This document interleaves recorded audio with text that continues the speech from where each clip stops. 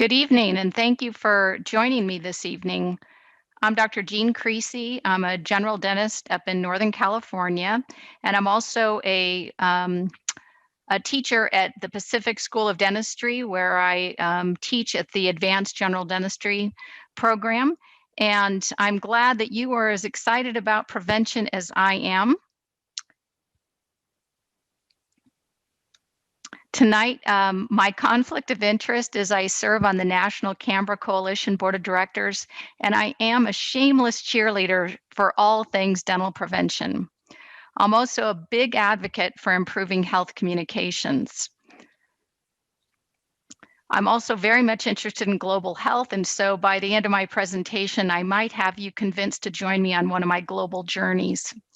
So our learning objectives for tonight are, I'm going to help you understand why focusing on prevention works for both you, or your practice, and your patients.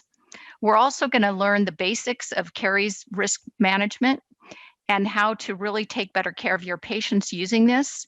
Basically, it's how to fight that acid challenge.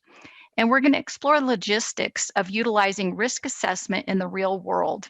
And finally, I'm going to give you some tips on how to coach that behavior change in your staff and in your patients. Because, as you know from being practitioners, when you come back to practice with a new idea, that doesn't mean that the rest of your team is going to take it on. So let's get started. I'll tell you a little bit about myself because it's always nice to know who you're talking to. I do love my profession because there are so many opportunities to smile.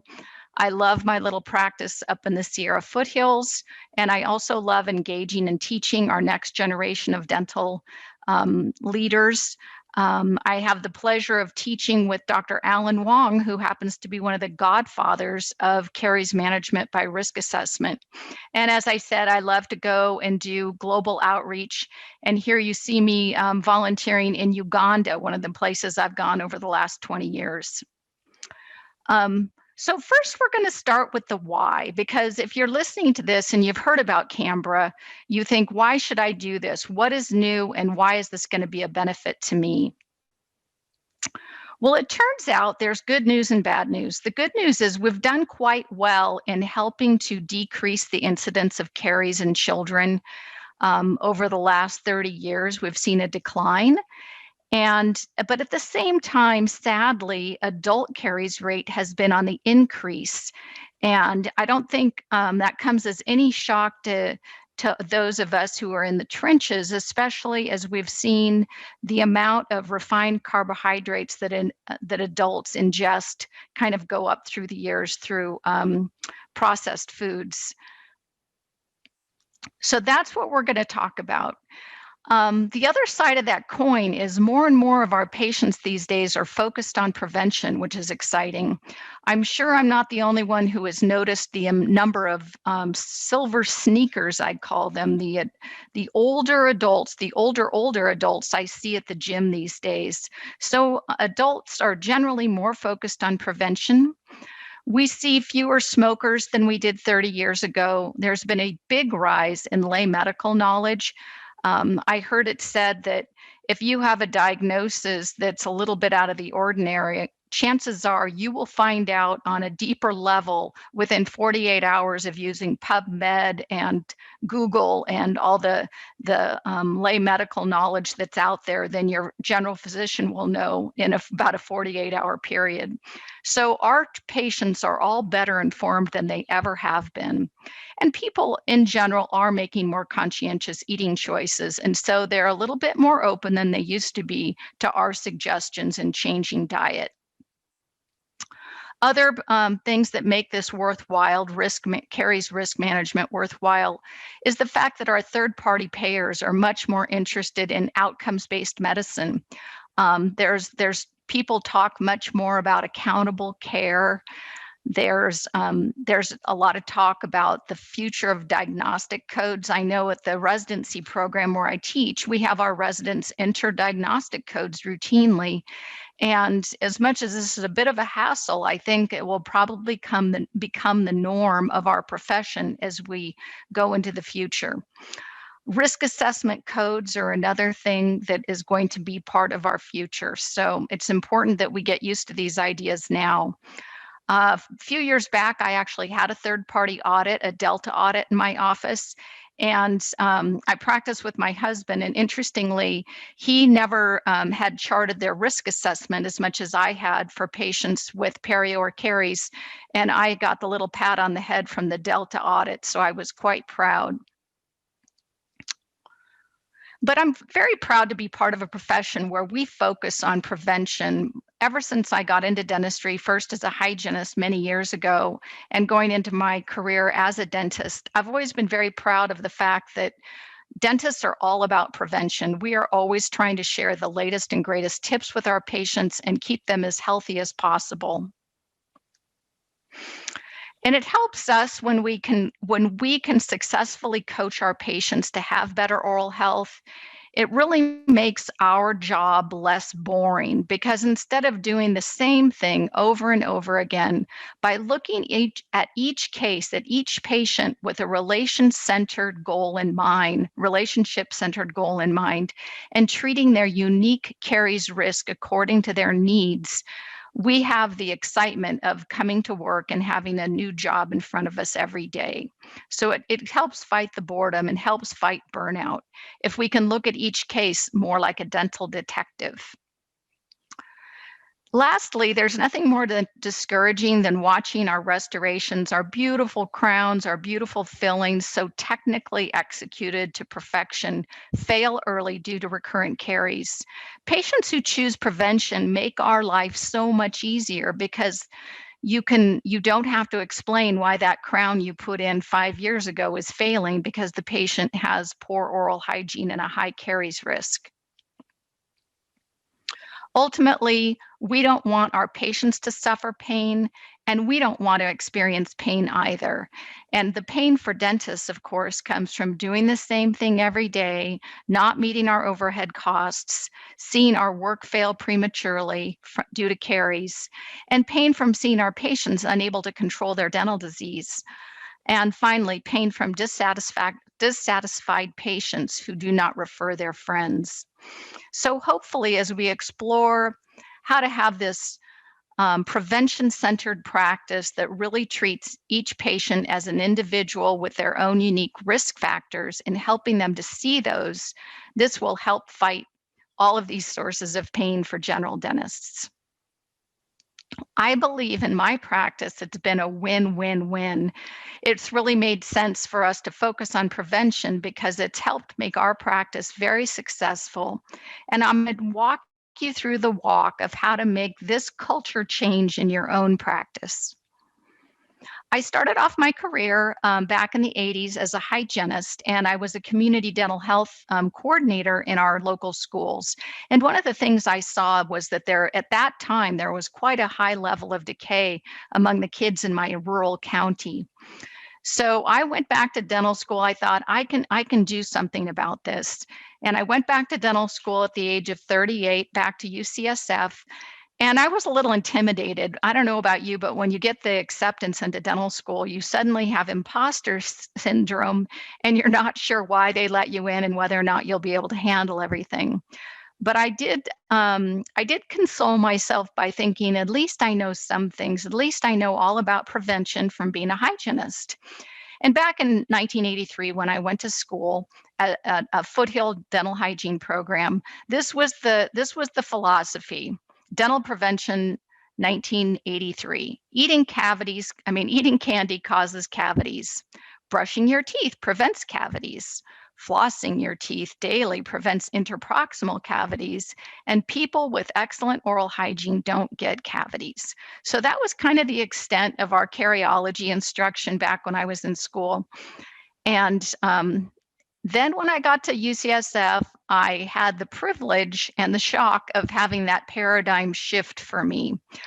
I had Dr. John Featherstone, who was then went on to become the dean of UCSF School of Dentistry, but he was my cariology instructor, and he was very influential. Dr. Featherstone's research really shook up the paradigm of how we understood caries.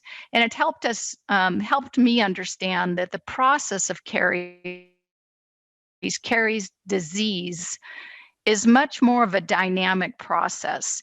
And it introduced the idea that teeth can be remineralized even after the demineralization has started, which really gives us hope, because just when you have a white spot lesion, that doesn't mean that it can't be reversed. So he introduced me to the idea of caries management by risk assessment.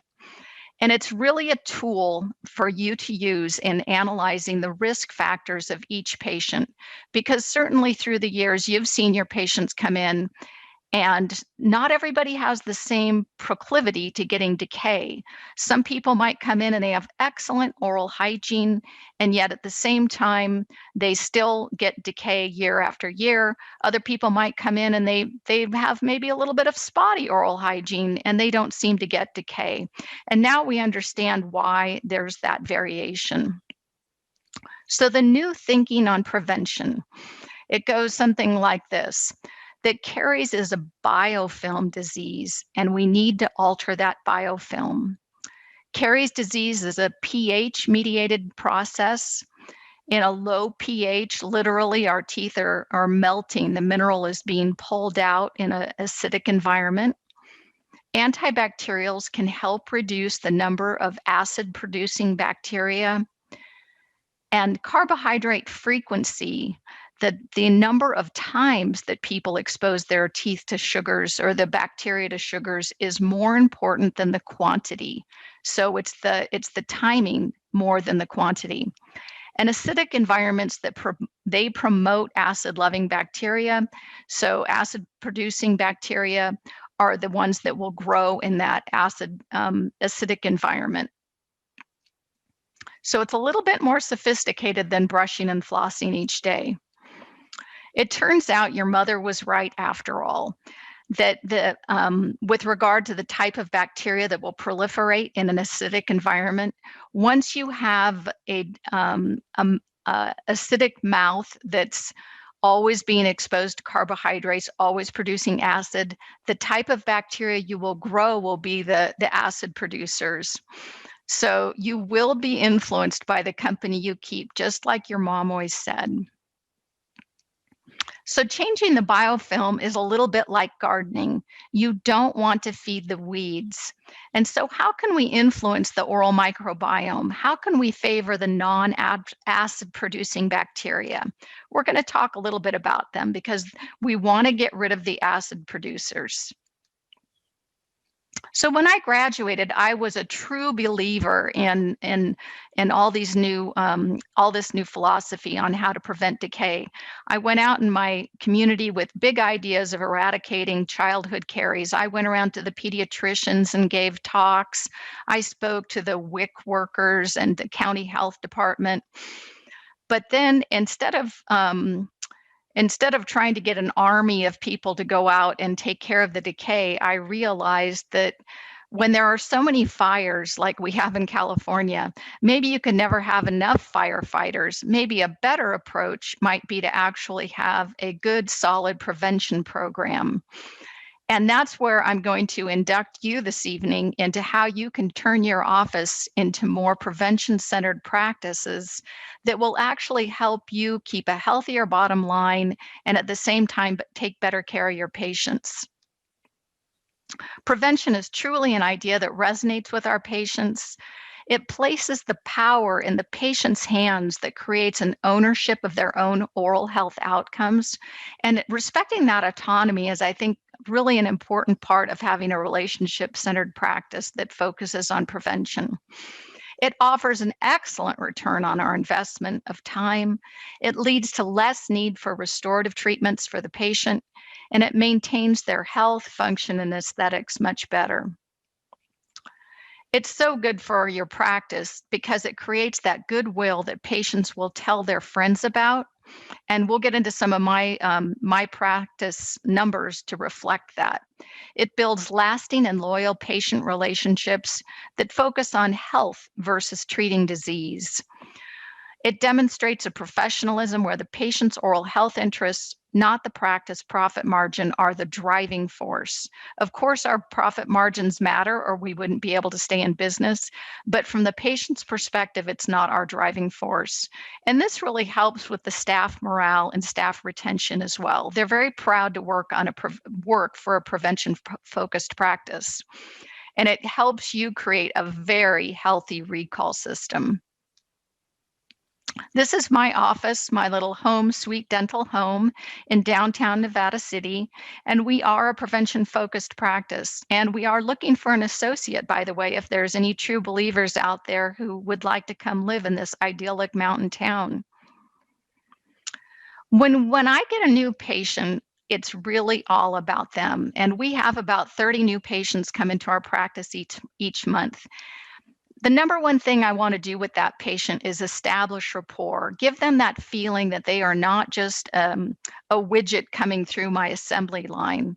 I really try and develop a personal relationship with them. I will sit down and interview them, and I will talk to them about their past experiences in the dental chair. I'll talk to them about their diet in a very non-judgmental, just a curious way. We'll talk about their overall health, their medications. I'll get a sense of their oral health literacy. That's essentially what I'm doing during this interview is I'm assessing where they're at in their attitudes. I want to know what their belief system is about their dental health, what their familial patterns are. Then when I get into the clinical portion, I'm looking at their existing restorations, their plaque levels, the saliva flow. We'll do some motivational interviewing, and that will always start with listening first. So we're going to go through each one of these. But again, the new patient exam, it's really a golden opportunity because when the patient comes into your practice and therefore they're there for a new patient exam, they've overcome a lot of hurdles just to get there. They have had to make a decision. They've had to be proactive to pursue improving their dental health. Many times these are folks who haven't been in 10 years. And you want to make them feel not judged, very comfortable, very welcomed, and take advantage of the fact that they have taken that first step towards changing. You want to paint a picture of what's in it for them. Paint a picture not of how much disease they currently have so much as to focusing on what their oral health could be like in the future. You want to focus on their individual motivators. Maybe they don't want to have any pain. What's motivating them? They don't want to be fearful patients anymore. They want to have less decay experience. Maybe they want to cut down on their dental expenses and they're looking for ways to be healthier that way. Maybe they'd like to improve the aesthetics of their smile. Whatever it is, you can help paint a picture of how within a not too long of period of time, you can get them to those healthy metrics. And you're going to provide reinforcement along the way for making those positive changes. I really believe that it's the best time you can spend is that time spent you do listening to the patients because they will give you all the answers. As you establish rapport and tell them about the practice and your focus on prevention, it's important to talk to them in a way that's positive and empowering. You want to be reassuring and reflective. I mean that as they tell you their concerns, you repeat it back to them in a way that lets you know that you're validating what they're saying. And you're educating while you're evaluating their oral health. How do I justify this time? Because literally I'll spend about 40 minutes on a new patient exam. Well, I think of it as my advertising budget. And according to Dental Economics magazine, dentists pay about an average of 6% of gross collections on external advertising, despite the fact that studies show 80% of all new patients are referred from your existing patients. And that's definitely been the case in our office. We have a very healthy patient base, probably over 5,000 patients are, granted our practice is over 30 years old, but we have never done any external advertising. It's been entirely word of mouth. So the best marketing tool that money can't buy is really our time. The time I take coaching them towards their best oral health. Patients really see a value in that, and it's something they will tell their friends about. So let's talk a little bit about the science behind risk assessment and managing caries based on risk assessment. The most important thing that you want to think of it as like a scale, a balance. And when the protective factors outweigh the pathological factors, that's when you have a disease-free mouth. That's when you're caries-free. And the most important protective factors we want to consider is the saliva flow and the nature of the saliva. You want to consider whether there's any external sources of fluoride, nanoparticles of calcium and phosphate that will enhance remineralization. We want to look at whether or not the patient's using any antibacterial products, any chemotherapeutics. The pathological factors that we want to keep on the low side are the number of acid-producing bacteria. We want to limit the frequent eating and drinking of fermentable carbohydrates. That's probably one of the most important things. And another essential thing to assess is if they do have low levels of saliva flow and function, that will automatically put them into the extreme high risk category for caries. So once again, the pathological factors are high numbers of acid-producing bacteria. That's our usual suspects of strep mutans and lactobacillus. The number of the number of fermentable carbohydrates that are available in the American diet is probably about half the shelves in your local grocery store.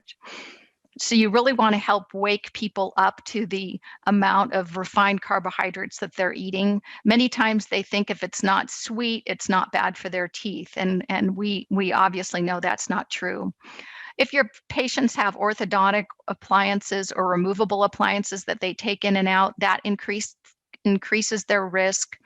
And then people who have, when they have gingival recession and there is more root exposed on their teeth, that of course, that's basically increasing the real estate that's exposed to the acid and will be suspect to decay.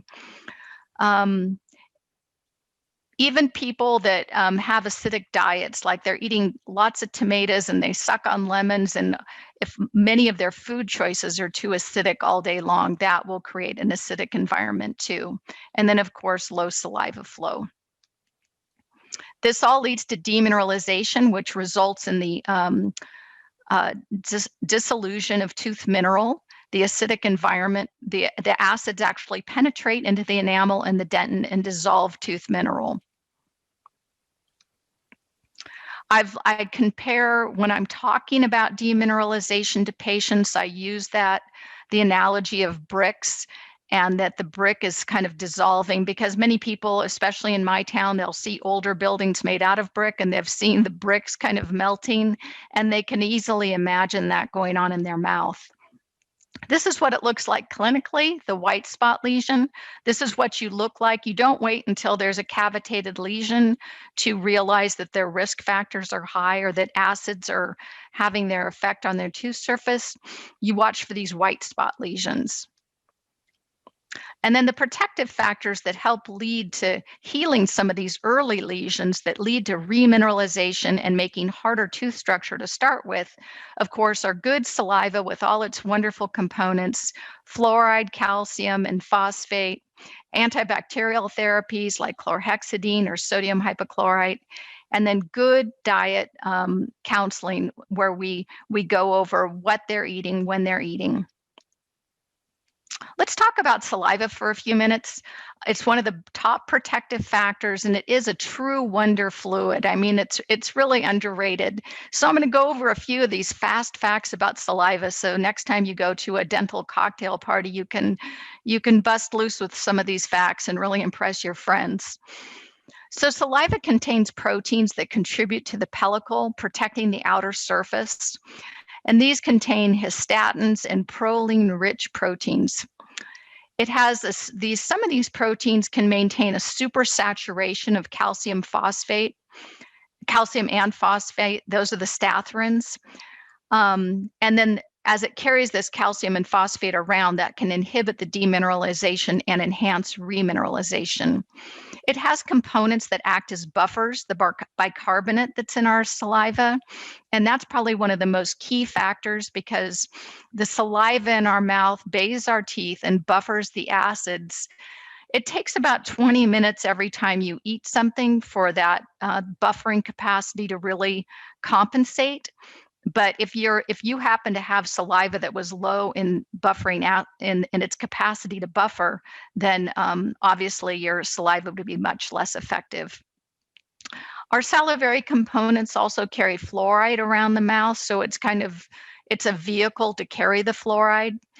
And it also has certain proteins that act with an antibacterial property. That's the histatins and cystatins, lactoferrin, which I think is very fascinating that our spit has antibacterial qualities. When you assess somebody's resting saliva flow, it's very easy. You don't have to do anything clever like have them spit in a vial and measure it. As you're doing your oral exam, if you notice that under their tongue, when you're doing kind of the oral cancer check, if you notice on the floor of their mouth if a little puddle pools up of saliva, that's a really good indicator that they have adequate flow of saliva. The consistency of the saliva is also important. You want it to be pretty watery. When saliva is thick and bubbly or frothy, that's usually a sign that it's either medicated-induced hyposalivation or maybe Sjogren's. So really check not just the quantity, but the quality of the saliva as well. Sometimes they're just nervous and they have bubbly saliva, but you can usually tell. It's a funny thing about saliva because people were swallowing our spit all the time. But my dental assistant, Audrey, and I would always laugh because there would be a certain number of patients that once they sat in the dental chair, suddenly their saliva became like poison to them. And they would just refuse to swallow it and want us to get the saliva ejector out and keep their mouth free of the saliva.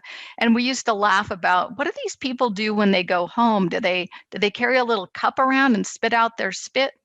But they seemed convinced that once they got in the dental chair that their saliva was somehow a toxic substance. The next protective factor I want to talk about is fluoride.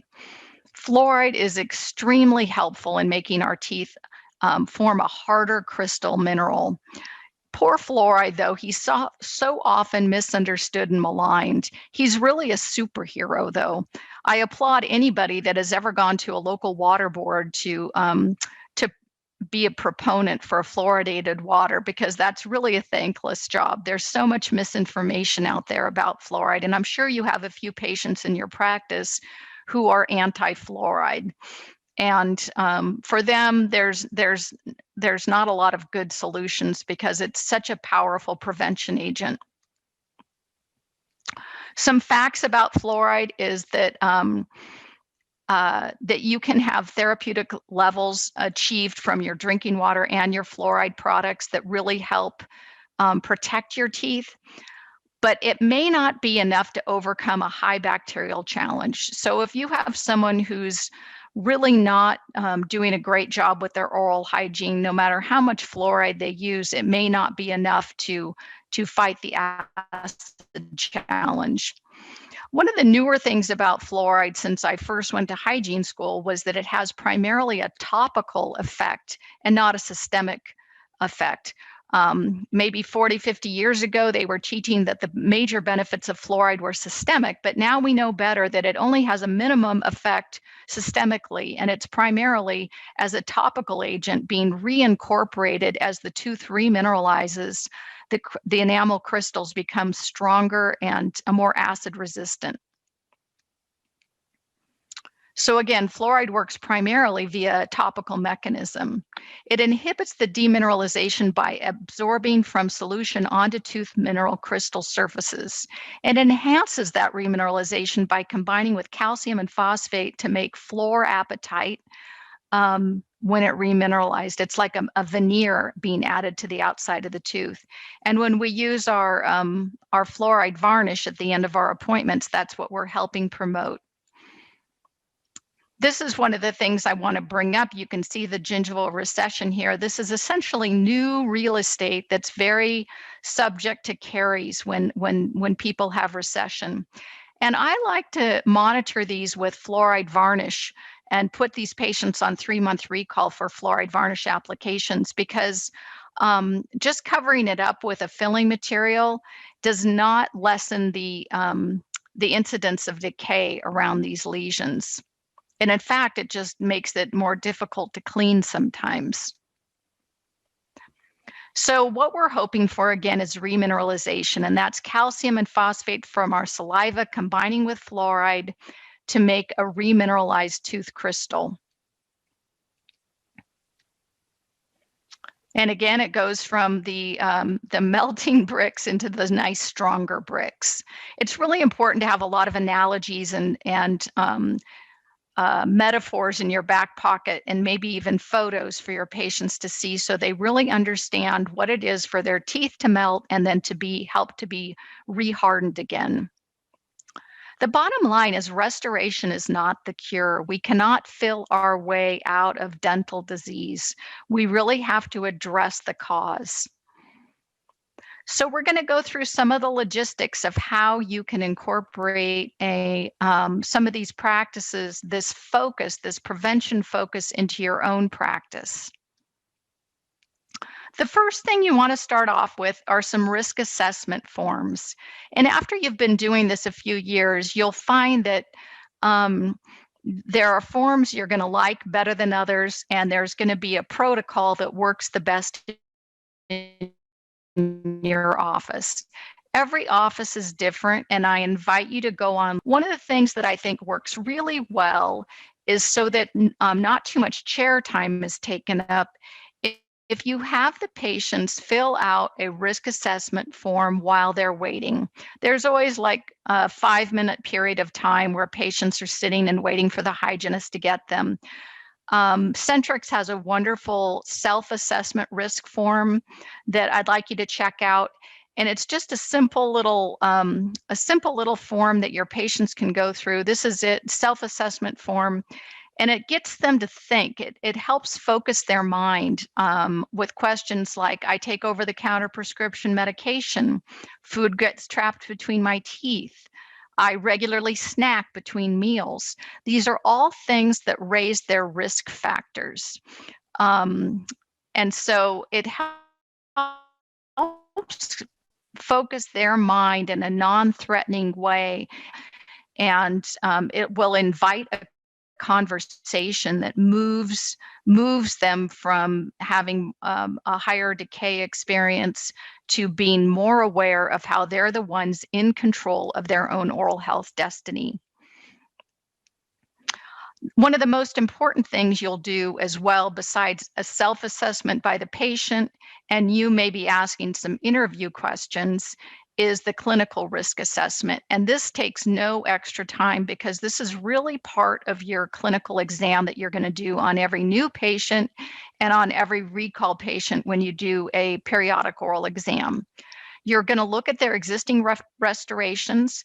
If their fillings are really old and they have no recurrent caries around them, you know that they're lower risk. You look at the history of the treatment and the age of the filling. For example, if you have an older patient that has older silicate restorations, you know that that patient is very low risk because that material has not been in use for a couple of decades now. So same with some of your older silver fillings. If somebody's had that since they were 15 and they're now 45, their risk level is probably pretty low. Do they have orthodontic or removable appliances? We all know usually what the teeth that have the clasps on them look like for long-term partial wears. These increase the risk because they build a plaque around the wires or the attachments. Do they have any current active caries? Obviously, if they have a current situation of caries, you know that they have an acidic environment in their mouth and that they are at high risk. You look for early lesions, any white lesions, any decal areas. You look for the presence of plaque, and of course, you look for the saliva levels. These are all going to give you an indication of where they're at and their risk. It's basically using your dental crystal ball. It's an opportunity to assess the signs of today to see the symptoms of tomorrow. What kind of work do they do? That's an interesting thing to interview them on. I've found that people that work in the food industry, if they're a restaurant worker, maybe they're a chef, they're constantly tasting a sauce, they're constantly tasting what they're creating, and so it makes them into frequent snackers. Are they frequent snackers? Do they eat a lot of acidic foods? Do they have adequate saliva levels? Again, this guy is looking in his crystal ball and doesn't look so good. So you can be the sage one. So let's talk about what you're going to do as you assess the risk in your patients. Patients who have a low risk for caries, you will usually tell them you don't need to do anything different. Keep doing what you're different. You want to give them that positive reinforcement. You want them to maintain twice daily toothbrushing with a fluoride toothpaste. And you want to bring them back every 6 to 12 months for their recalls and cleanings. If you assess that a patient is at moderate risk for caries, you want to introduce them to a twice daily prescription strength fluoride toothpaste. You want to go into some nutritional counseling with them. You might want to have them chew xylitol gum or mints a couple of times each day. Basically, with the xylitol gum, you want them to chew it for about 2 to 3 minutes every time. You might recommend a daily rinse of sodium hypochlorite for 1 week for either you can do the sodium hypochlorite treatment rinse for 1 day for 30 days, and then you can come back to that and have them use it as needed. And you definitely want to have these folks either come in at 3 or 6 months and have a fluoride varnish application and repeat that risk assessment. Extremely high risk protocol includes all of that. You're going to want to definitely have them come in every 3 months. You want to apply the fluoride varnish at 3-month intervals. I would recommend the sodium hypochlorite, the carie-free treatment risk, 1 time daily for 30 days. You want to brush with a prescription strength fluoride daily, 2 times daily. You want them chewing the xylitol gum and mints. You might have them do a baking soda rinse, depending. I've had a couple Sjogren's patients who have had some luck with this. This is basically carrying around a water bottle that has just a little bit of baking soda in it, and so it's a pH neutralizer. They make some mouth sprays that are neutralizing as well. There's one called Boost that helps fight the acidity of the oral environment, especially for people with low saliva. And if there's a product called MI paste that comes with or without fluoride. So for your patients that might be fluoride averse, the MI paste at least has the nanoparticle calcium and phosphate. So now that you're a true believer, now that I've talked to you about how to do the risk assessment and what some of the philosophy is behind that. So now what? I mean, most of us feel like, we're the boss when we go back to our practices, or we feel like through the power of our personalities, we'll be able to change our team and change our patients' attitudes. Unfortunately, changing the mindset of our teams or our patients can be like pulling teeth.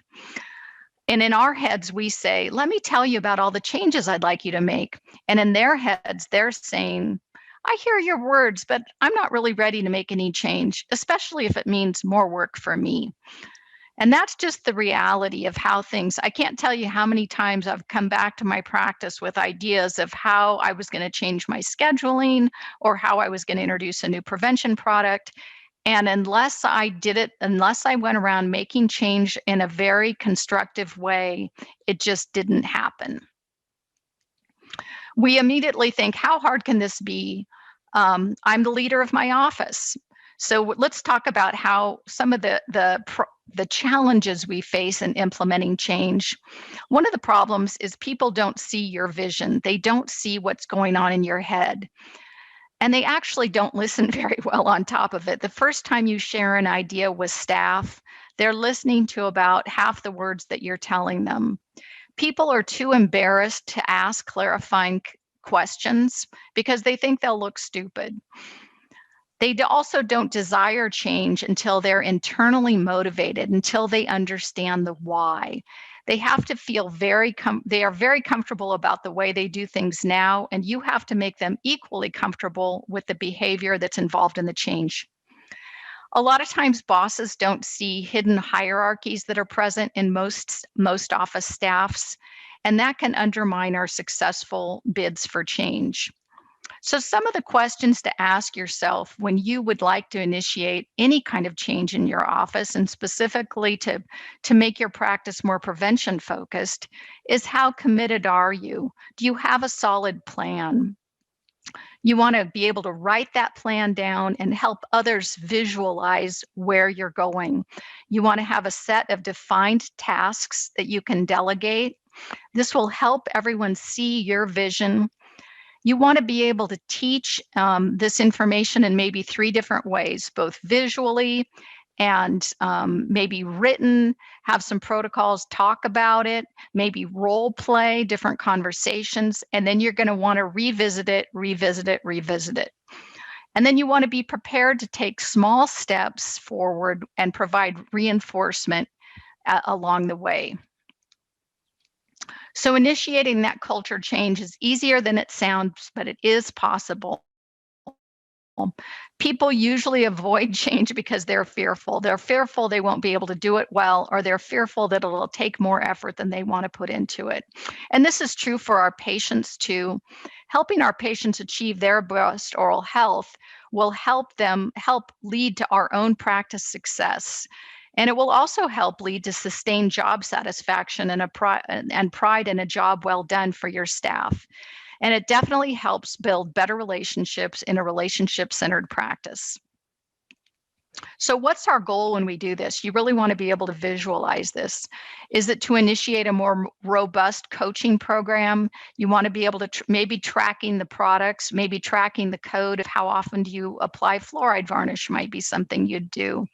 You want to name the steps of who does what. Does the RDA provide some of the patient education? Is it the hygienist? Is it reinforced up at the front desk? Be able to see where the stumbling blocks are. Be able to see who on your staff might be resisting. And then how will you measure success? These are all things you want to think about. You want to increase your practice statistics of the number of people that you have diagnostic codes for their risk factors. You want to track the code again for fluoride varnish applications. That's a really easy one to do. Tracking your recall success is another thing that really works. You want to have a time frame for setting these goals, for achieving these metrics. And you want to revisit these influencers in your practice, say there's a lead hygienist or assistant, and get their feedback for how you can modify the program. These are all essential things to go through in order to initiate change. I once had the experience of ordering 2 cases of Caries-free treatment rinse. And I went to just a couple of people and I told them, can you get the word out? We've got this new product. This is how I want it used. I just told them verbally. Well, it never went any further than that. And unfortunately, the cases sat in the basement until they expired, and then we threw them away. And that was a tough and expensive lesson for me to learn, and how not to initiate a change in my office. Changing behavior in our patients is another task.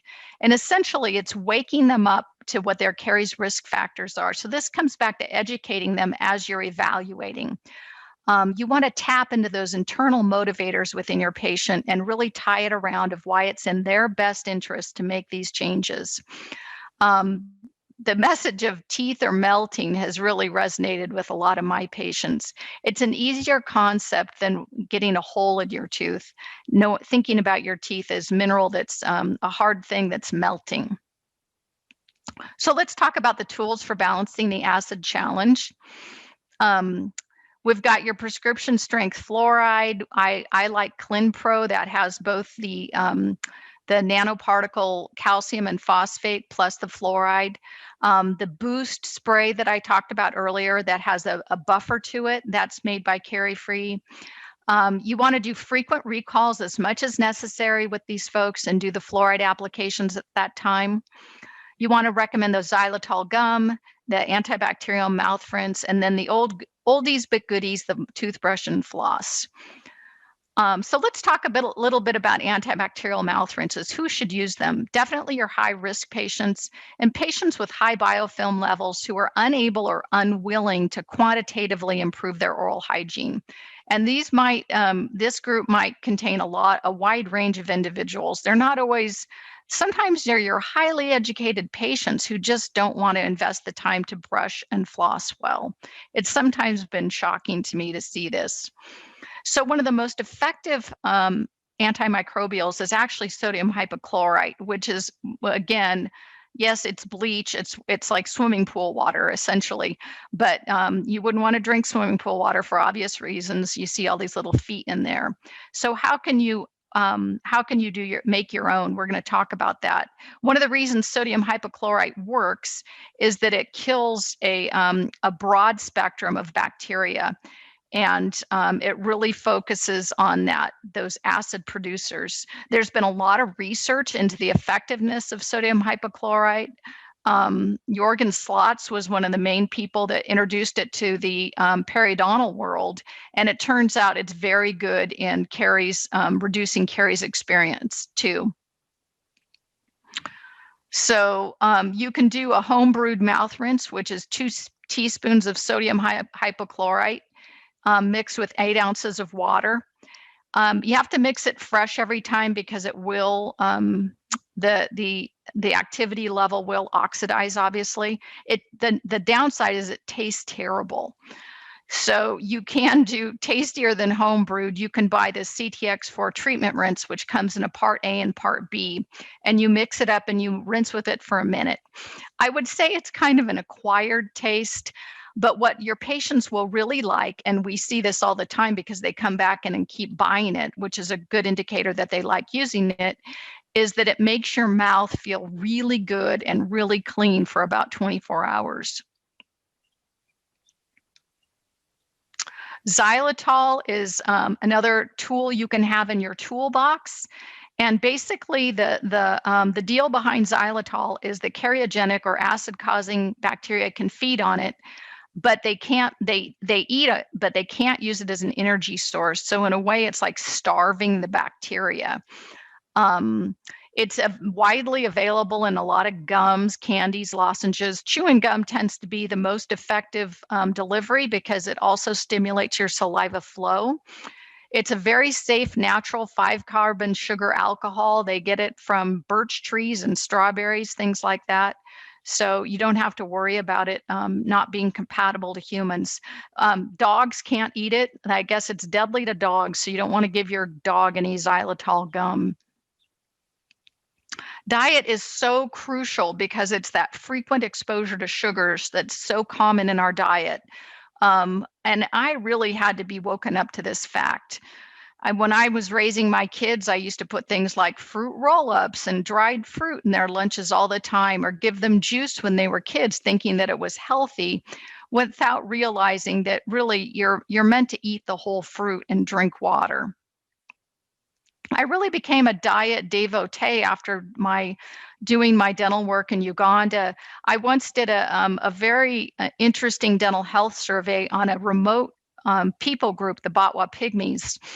And what I found, they live very isolated in parts of Uganda where they live in the forest, and they really hadn't had that much interaction with the rest of the world. And so I was probably the first dentist to come and do a dental health survey on this group of people. And what I found was they had an extremely low rate of decay. I'd never looked in so many mouths and seen so little decay. So as I did this, I kept thinking, wow, there must be fluoride in the water. But I actually brought some water home and had it tested, no fluoride. And the conclusion I came to was that these people have not been exposed to Coca-Cola. They live so rurally that the refined carbohydrates, there's no candy there, there's no sugars available. Sadly, one of the things that changes the most quickly as a country becomes more economically advanced is Coke and Pepsi. The soda industry comes in right away, and they get a foothold, and that becomes one of the earliest signs. This is a rural grocery store I saw on my last trip there, where you can see the Coca-Cola sign hanging there. And having a soda in your hand is one of the earliest signs of economic growth. It's almost like a status symbol when you have a soda, because it means you had disposable income that you could buy it. So I'm really trying to work on a prevention program there.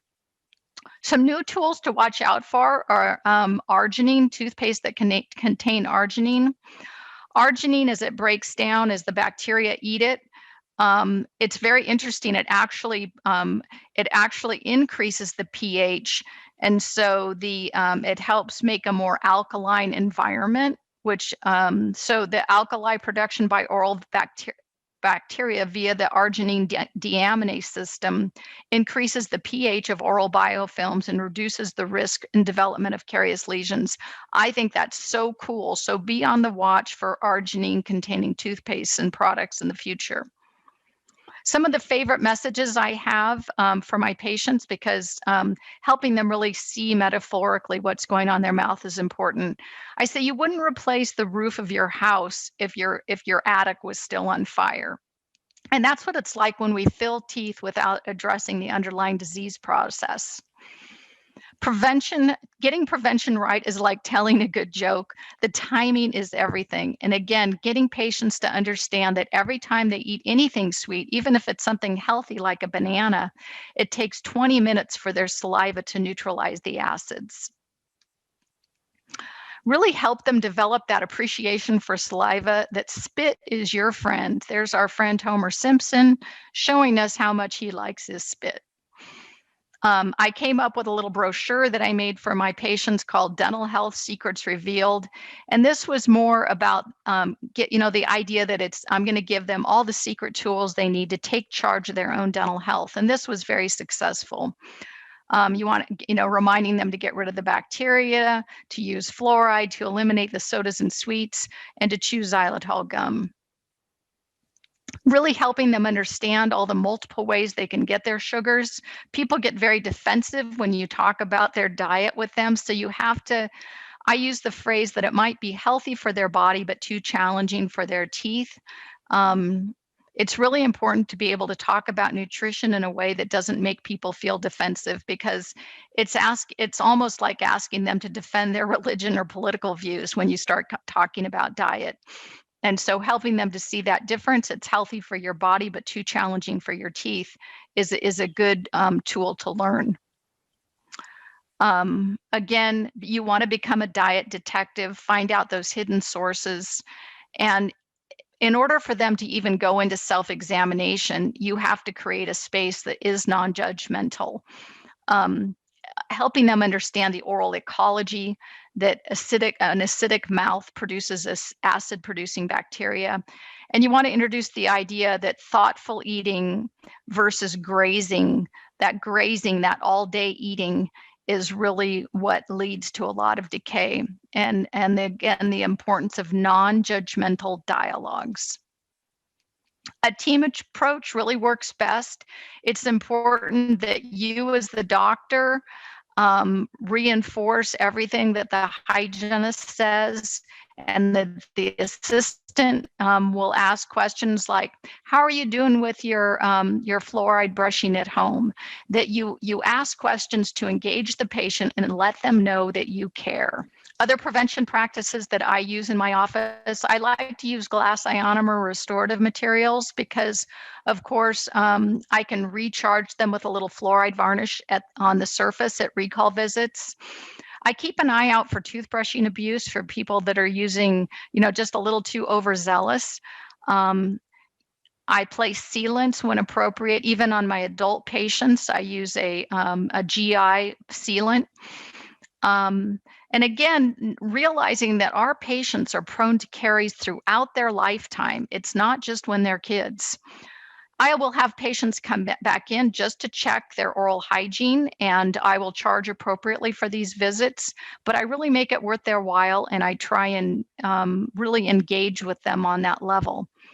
And I make sure that the recalls are appropriate for their risk levels. How do I know if this prevention-centered focus, this Canberra, is working?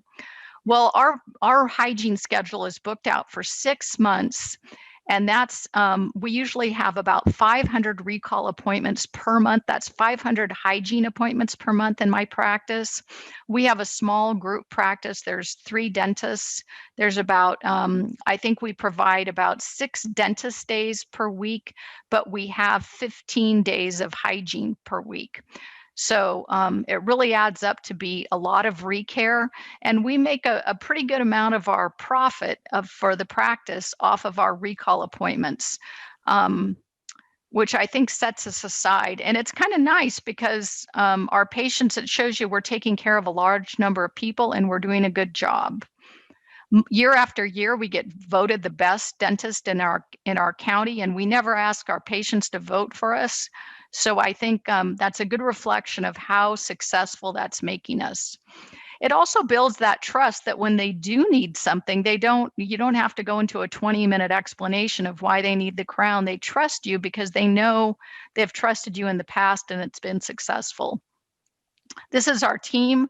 We also enjoy great staff retention because our staff really likes that we put the patient's health first. Many of our staff have been with us for 20, 30 years. Some of them grew up in our practice as kids. We have a hygienist that started in our practice at 8 years old, and one of our office managers started when she was 8 years old in our practice as well. You can really make prevention more than merely cost effective. You can make it pay off. And every practice is different. You really need to decide how you're going to incorporate these practices, the prevention into your practice, what you're going to charge for and what you're not. Some practices will charge separately for the fluoride varnish applications. Others will incorporate it into a universal fee for their cleanings. There's pros and cons to both, and it's really important to know who your market is and what the strength of your staff is in getting these messages across. Just as a price comparison, the old school fluoride trays that the hygienists used to have the person bite into, they run a cost about $5.40 per application if you take into manpower consideration, the manpower need. Whereas the new fluoride varnishes, they are considerably less, about half the price. And they're much better tolerated by the patients. We all know that. And it's very appropriate for you to use fluoride varnishes on your adult patients because, again, it helps revive their glass ionomer fillings with kind of recharging them with fluoride. And it just really helps increase their protective factors. You will figure out how much you should charge for these things based on your own practice profile. But helping patients see that compared to restorations, prevention is an absolute bargain, especially when you compare it prevention versus restorations. You can help them really perceive that value. In the end, you won't be able to save every tooth. You won't be able to convince every patient that this is the thing they should do, but you can sleep well knowing that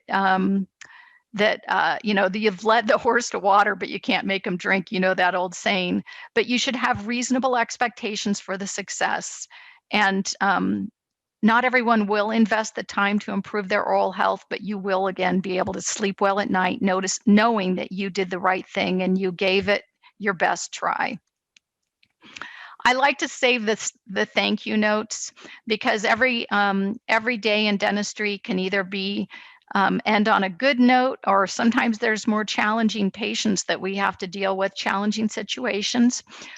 I find that saving the thank you notes, if I go back and read some of the heartfelt things that my patients have sent me through the years, it really helps keep my morale up and helps keep me passionate and dedicated to what I do in my job. So I hope you've learned a couple of things here this evening with me. I'm going to share my email address if or you can text me any questions that you have. There's my phone number. And so if I think we're going to go to the question and answer period now. And if you, here we go. So we've got some questions that I'll read. Somebody asked, do you have some type of prioritized list of interventions? Introducing 6 new things at once can be overwhelming. And that's where, yes, I totally agree. I think that having a prioritized list of interventions, I think that the first thing you want to do is controlling the biofilm. So with, I would try the treatment rinse. If you're talking about a high risk patient, I would introduce the treatment risk and show them proper toothbrushing and flossing first. And then the next time introduce an, when someone's really high risk, I'll usually have them, they're going to see me as the new patient exam, and then they're going to see the hygienist. There's usually 2 appointments that they're going to come in. And then at the next appointment, I'll introduce the other 3 things. And since they're going to be on a 3-month recall, it gives you an opportunity to really check and see how they're doing. Here's another question. How effective are the nanohydroxyapatite toothpaste compared to just fluoride toothpastes? I can't give you a definitive answer on the metrics of how much more effective they are, only that you have to think of remineralization as almost like a recipe, and you need to have all the right ingredients present in order for remineralization to be optimal. And so if to me, it makes sense that you want to have the calcium and the phosphate present along with the fluoride. Maybe if someone you should know that we do have calcium and phosphate naturally occurring in our saliva. But for somebody who's maybe has hyposalivation, you want to be able to add those ingredients, those recipe ingredients in there.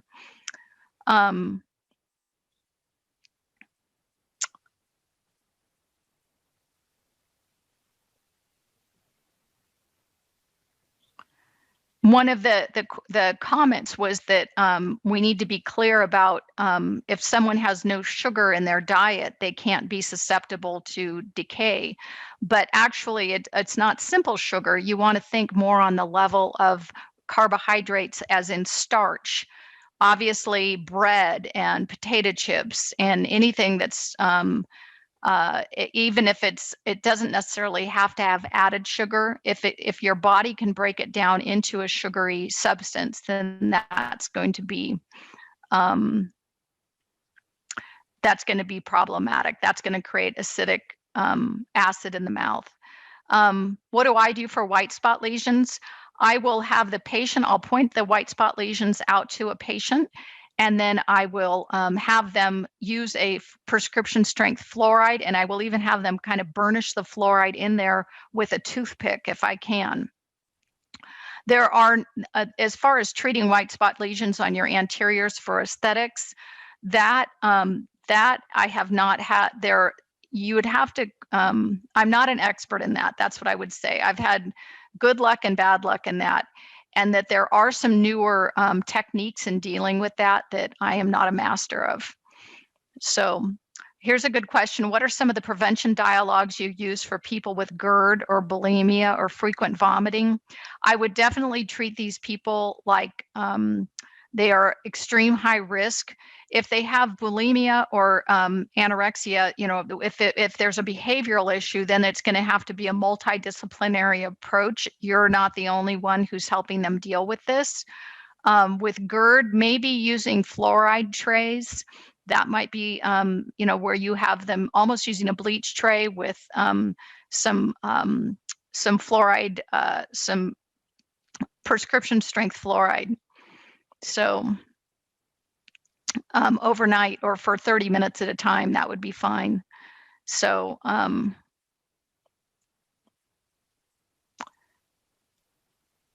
let me see. I think that covers a lot of our questions for tonight. I only had time for a couple. If you want to email me any of your other burning questions, I will be happy to get back to you as I can, or to refer you to someone who might know better. So I've really appreciated your participation this evening, and I wish you all the luck. Please reach out if you have any questions or you want some support in how to get this going in your practice. Take care. Bye-bye.